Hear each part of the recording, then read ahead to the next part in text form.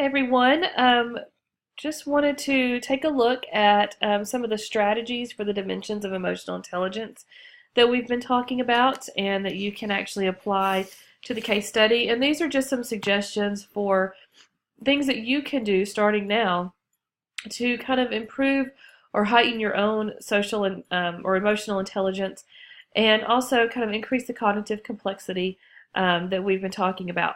So let's start with self-awareness strategies, and there's tons of them out there, but these are just a few that I typically think are valuable according to the book that this information is taken from, which is called Emotional Intelligence 2.0. So one of the first things the author suggests is to quit treating emotions as good or bad. And I think that this is a great strategy because sometimes I think we see our emotions as a weakness, and that's not necessarily true. Our emotions are trying to tell us something. They're trying to tell us that we're stressed out, or that we may not be reacting to something in a positive way, or that we are reacting to something in a positive way, and that's okay too. It's okay to be happy and to show those emotions. So I think once we understand that our emotions have a purpose and that we need to listen to them and not classify them as a good thing or a bad thing, then I think that's one of the first steps towards really having a strong self-awareness, is to understand that. And in the same regard is understanding that your emotions have a ripple effect. They affect other people. And I've just noticed this in parenting. If I'm upset, if I'm tense, if I'm just in a gripey mood and kind of short with everybody, my kids become short with each other. And then I get onto them for fighting, and then I have to look at myself and think, well, I was just kind of acting the same way, and now they're acting that way.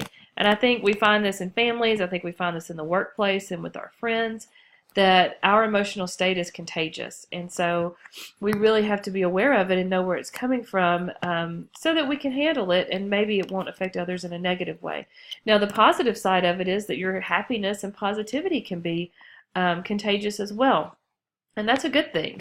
So that's something good to spread. So just being aware of our emotions allows us to maybe also begin to understand why other people are acting in the way that they are. Listen to your discomfort. If you're uncomfortable about something, your gut's trying to tell you something. And I think too often we kind of push that aside and think more logically. And there is a place for logical thought, but I think we also have to be aware of the fact when we don't feel right about something, then we need to listen to that and try to explore that and figure that out. And stop and ask why. Why am I feeling this way? What's going on around me? What situation am I in that's causing me to feel this way? I've had jobs before where I would come home very stressed and just didn't feel good, but I wanted the job to work and I wanted to act as if it was a great place to be, and I didn't want to stress anybody else out, but I kept having this nagging feeling that something just was not right. And so I had to stop and really look at, am I doing what I want to be doing? Am I working with people that I want to work with? And once I stopped and asked myself why I was feeling that way, I began to see a few things, and I could make some changes that truly made me feel better. Look for yourself in movies and books and music. And I know this sounds kind of funny, but I think when we can find people that we identify with and we can see how they're reacting and how they're handling their own emotions, then that gives us kind of a platform for understanding ourselves, and being able to identify with someone gives us more language to be able to describe ourselves. So I think that's kind of fun to look for yourself and some of the things that you enjoy.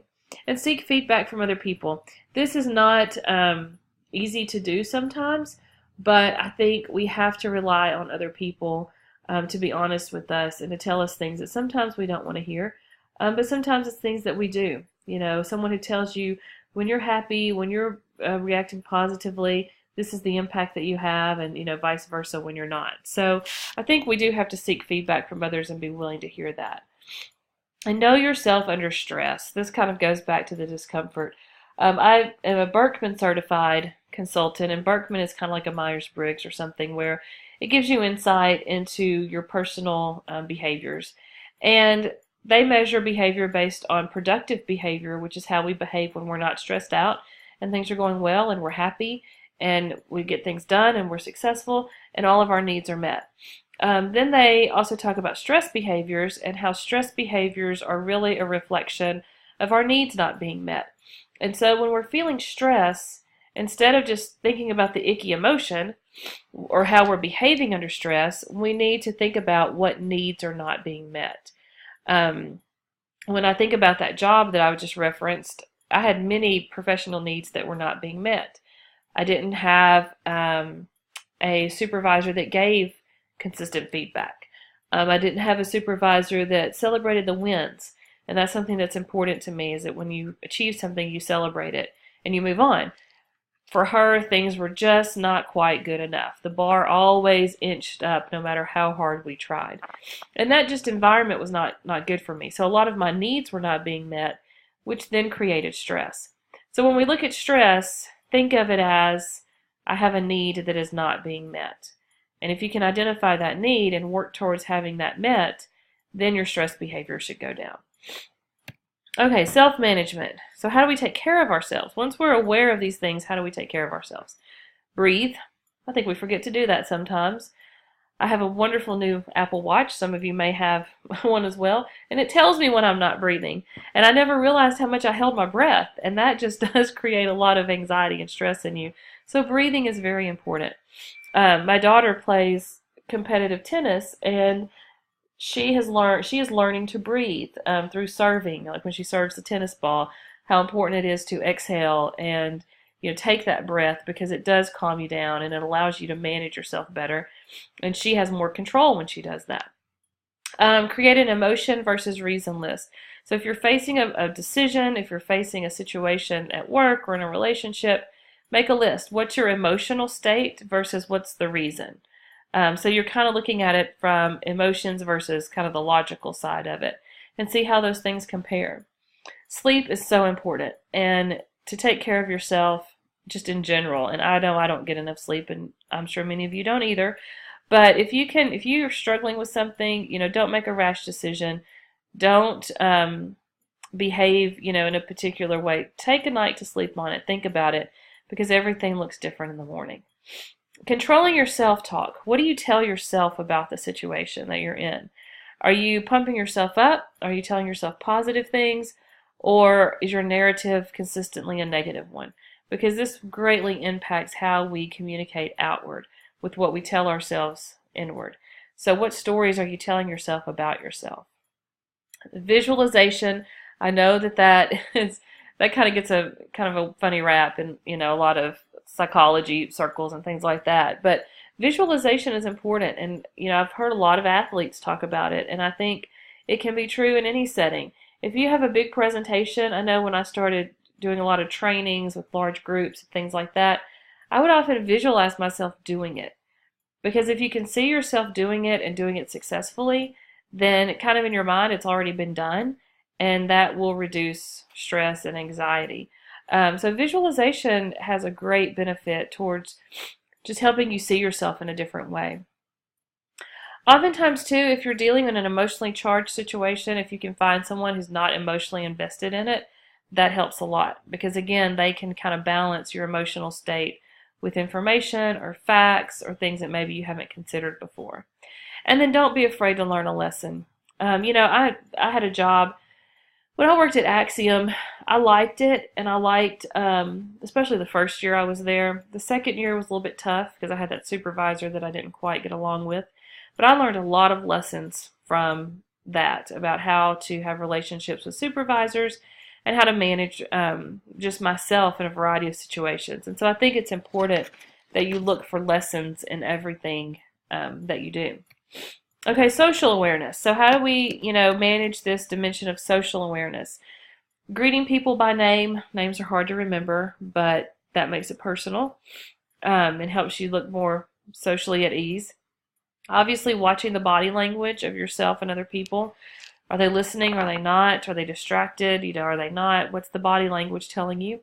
Plan ahead for social gatherings. I have a couple of friends who call themselves introverts. And it takes a lot for them to go out to a social setting. And so they plan ahead, and they think about the people that are going to be there. What are potential topics that you could talk about? Just helps in that preparation. Also, living in the moment. We tend to be thinking 5 or 10 or 15 minutes ahead of where we are in that particular moment. Just be present. Be present and listen, And it's what the next one is, practice listening.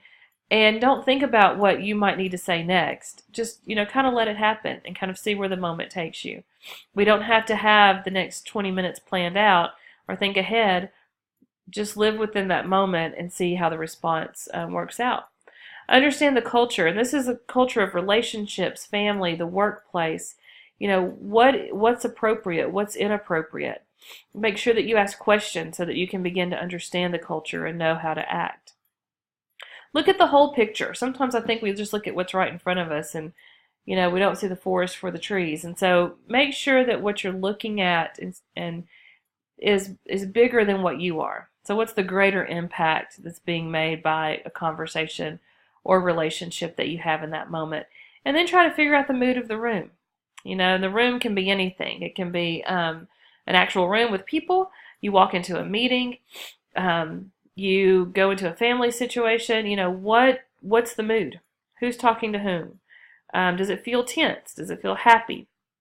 Pay attention to that, because then that will determine how you manage yourself in that situation. And then we have relationship management. And I know we think of this as being personal relationships, which I think is very important, but also to our professional relationships. Being open and curious about people, asking questions, major important. Avoid giving mixed signals. I'm kind of guilty of this sometimes, because sometimes I'll be mad, but I will not act like I am mad. But my husband knows I'm mad, or the people around me know that I'm mad. And that just creates a lot of confusion and miscommunication. So try to make sure that your signals align. What you're saying aligns with what you're showing people.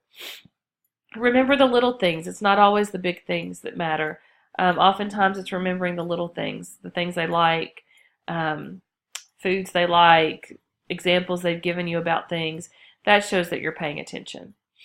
Only get mad on purpose. I know that I know people, and I don't think I'm one of these people. I try not to be, but I know someone very well who gets very angry about every situation that's negative or isn't quite right. And she and I talk a lot about the impact that has on her, because then when you get mad at everything, then what really matters? How do you know what really matters? And so this kind of goes along with picking your battles. Not everything deserves the same amount of time and intensity and focus. And if you're focused on everything to that level, then what's really important? And so I think that's something we have to remember, is that, pick your battles and really have a purpose for what you try to fight for. Compliment, acknowledge other people, acknowledge the things that they like, acknowledge the similarities that you have, learn from the differences. Align intention with impact. So all of our communication has an intent. We want to do something with it. We're either angry, we're happy, we need to have a hard conversation, we need to have an easy conversation. There's an intent behind everything that we do. And so when you think about the intent of your communication, think about the impact that it's going to have on that person as well as other people. And don't be afraid to have the tough conversations. And I know that's really difficult. And we're going to be talking in this class about giving feedback, which I know on here it says take feedback well. We're going to be talking about how to have some tough conversations, because I think in a professional environment especially, but any relationship, being able to do that is very important. Nobody really likes it, but we have to take on the tough topics sometimes. So this is just an overview of just some strategies. These are some strategies that we're going to get deeper into as we go through our topics going forward. But this will just give you some insight and some things for you to think about on your own that you could do to improve your own emotional intelligence in these dimensions.